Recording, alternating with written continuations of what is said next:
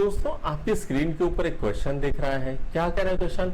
If vector A is equal to 3i cap plus 4j cap and vector B is 7i cap plus 24j cap, the unit vector having same magnitude as vector B and parallel to vector A is, यानी ऐसा एक vector है जिसको बोलेंगे vector x बोलेंगे, इसका magnitude कैसा है? तो वेक्टर बी का जो मैग्नीट्यूड है उसके बराबर है और इसका जो ए का डायरेक्शन जो है उसके बराबर है।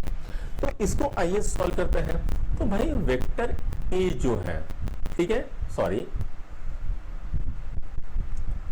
जो वेक्टर ए है वो कितना दिया है? तो वो दिया है 3i cap plus 4j cap दिया है, और वेक्टर बी दिया हुआ है वो कितना है? 7i cap plus 24j cap. तो यहां पर सबसे पहले तो हमें वेक्टर बी का मैग्नीट्यूड निकालना पड़ेगा। तो आइए सबसे पहले वेक्टर बी का मैग्नीट्यूड निकाल लेते हैं। वो कितना आएगा? 7 स्क्वायर प्लस 24 स्क्वायर।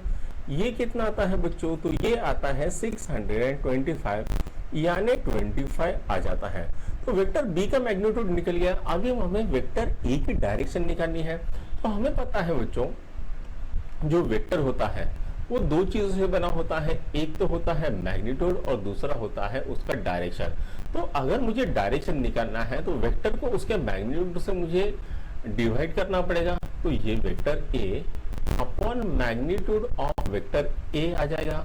तो वेक्टर ए कितना है? तो वो है 3i cap plus 4j cap. उसके बाद इसका अगर मैग्नीट्यूड देखें तो मैग्नीट्यूड कितना आएगा? 9 प्लस 16।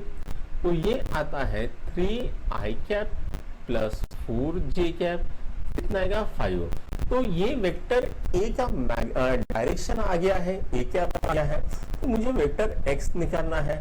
तो मैं क्या करूंगा यहाँ पर 25 into 3i cap plus 4j cap upon 5 कर दूंगा। तो यहाँ पर ये 5 रह गया, 5 और 3 कितना आता है? 15 i cap plus 5 Chowk 20 20j cap. तो वेक्टर x कितना गया? 15i cap plus 20j cap. तो कौन सा ऑप्शन सही है? तो ऑप्शन डी सही है। तो इसको टिक करो और आगे बढ़ जाओ।